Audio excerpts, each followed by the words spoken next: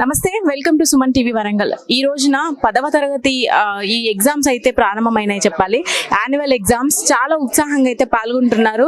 కొంతమంది పిల్లలు ఇక్కడ మనతో ఉన్నారు. ఎలా రాశారు అనేది అయితే వాళ్ళ మాటలో తెలుసుకుందాం.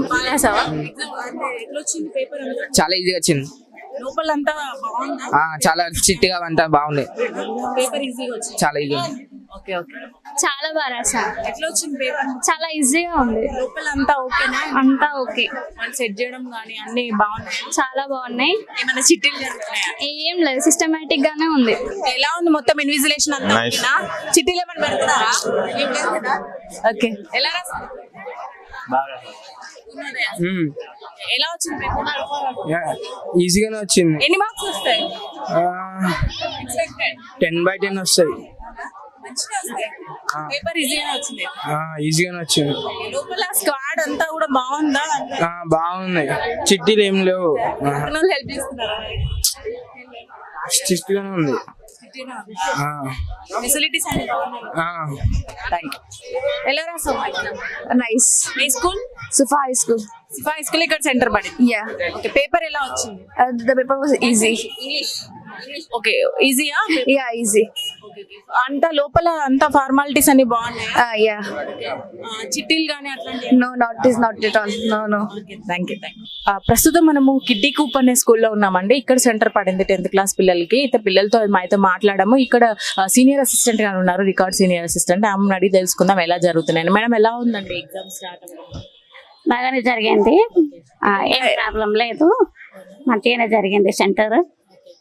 ఏం ప్రాబ్లం అయితే లేదు. పిల్లలు కూడా ఇట్లా ఏం చేయాలి. అంటే ఎంతమంది హాజరవుతూ ఉంటారండి? అంటే ఈ స్కూల్ తరఫున ఎంతమంది ఎగ్జామ్ రాస్తూ ఉంటారు? 150 స్టూడెంట్స్. ఇక్కడ సెంటర్ పడ్డ 150 మెంబర్స్ రాస్తారు. Yes ma'am. స్క్వాడ్ అనేది అంటే డైలీ ఉంటారా? ఎట్లా వస్తుంటారు? స్క్వాడ్ అయితే ఆల్టర్నేట్ డేస్ వస్తారు. ఒక్కొక్కసారి డైలీ కూడా వస్తారు. అట్లా రూమ్ కి వాళ్ళ కన్వీనియంట్ టైంకి అట్లా వస్తారు వాళ్ళు. అవును. ఇన్విజిలేటర్స్ రూమ్ కి ఎంతమంది ఉంటారు? రూమ్ కి 1 ఇన్విజిలేటర్, ఇంకా 2 రిలీవర్స్ ఉంటారు. ఇంకా చీఫ్ సూపరింటెండెంట్ సార్ కూడా బాగా స్ట్రిక్ట్ చేస్తున్నారు. డిపార్ట్మెంటల్ ఆఫీసర్ సార్ కూడా మంచిగానే చూస్తున్నారు. సెంటర్ అయితే కామ్గా మంచిగా నడుస్తున్నారు. ఏం ప్రాబ్లం లేదు మనకు. డిపార్ట్మెంట్ తరపున ఎంతమంది ఉన్నారు? అంటే డిపార్ట్మెంట్ తరపున ఎవరైనా పోలీస్ డిపార్ట్మెంట్ తరపున ఉన్నారు, 2 ఉన్నారు. వాళ్ళు ఎప్పుడు ఎగ్జామ్ అయిపోయే వరకు? ఎగ్జామ్ అయిపోయే వరకు ఉంటారు. వాళ్ళు కూడా మంచిగా చూస్తున్నారు. ఎవ్వరికి రాని ఇస్తలేదు. డోర్ క్లోజ్ చేసి. పర్ రూమ్ ఎంతమంది రాస్తుంటారు? పర్ రూమ్ 24 మంది రాస్తున్నారు. 24 మెంబర్స్ కి ఒక ఇన్విజిలేటర్ ఉంది.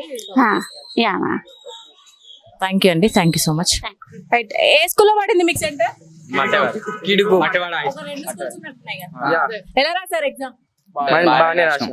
స్క్వాడ్ ఏమన్నా వచ్చారా? రాలేదు. ఈజీ అనిపించిందా? ఈజీ. ఏమన్నా ప్రెషర్ లాగా అనిపించిందా? అంత ఏమనిపించాలి. పేపర్ ఎలా వచ్చింది? ఈజీగానే వచ్చింది. అంత హార్డ్. ఈజీగానే వచ్చింది.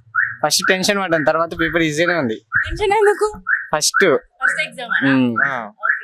ఇన్విజిలేటర్స్ ఎంతమంది ఉంటున్నారు? ఒకరే.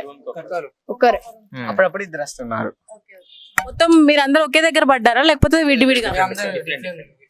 Different classes. అమ్మాయిలు ఎవరైనా వచ్చారా పక్కన? వచ్చారు అందరు అంతే. అప్పుడు బాగా రాస్తారు కదా. ఏమో దొబ్బే ఛాన్సెస్ కూడా ఉంటాయి మరి. ఆల్ బెస్ట్, అందరికి మంచి రాయండి. చూసారు కదా, 10th ఎగ్జామ్స్ అయితే ఈ రోజు నుంచి ప్రారంభమయ్యాయి. పిల్లలు కూడా ఎంత ఉత్సాహంగా మనతో మాట్లాడారు. అయితే ఎగ్జామ్ పేపర్ కూడా చాలా ఈజీగా వచ్చింది అన్నారు. అయితే మొదటి రోజు కావడంతో సరే పర్లేదు, ఈ రోజు అయితే బాగానే వచ్చింది, ముందు చూడాలి అని చెప్తున్నారు. అయితే ఇక్కడ మనం స్టాఫ్ తో కూడా మాట్లాడడం జరిగింది.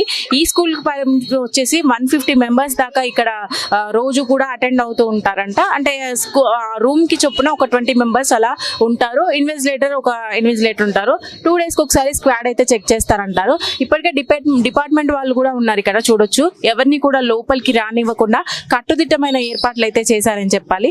కాకపోతే ఈసారి 10th ఎగ్జామ్స్లలో ఎలా ఉందంటే అండి, అంటే మార్నింగ్ టైంలో ఎగ్జామ్ స్టార్ట్ అయిపోతే 9 వరకు స్టార్ట్ అయిపోతే మనకి ఆఫ్టర్నూన్ మాత్రము ఏదైతే సెంటర్ పడిందో ఆ సెంటర్లో చదివే స్కూల్ పిల్లలు ఎవరైతే ఉంటారో ఫస్ట్ టు 9th క్లాస్ వరకు చదివే పిల్లల్ని ఆఫ్టర్నూన్ సెక్షన్ వాళ్ళకి స్కూల్ హాఫ్ డే పెట్టారు. అంటే మార్నింగ్ పెట్టకుండా ఆ మార్నింగ్ టైంలో 10th ఎగ్జామ్స్ వాళ్ళని రాయనిచ్చి తర్వాత ఈ స్కూల్కు సంబంధించిన పిల్లల్ని హాఫ్ డే చూడొచ్చు మీరు విజువల్స్లో, హాఫ్ డే స్కూల్స్లలో ఆఫ్టర్నూన్ వస్తున్నారు ఇప్పుడు పిల్లలు.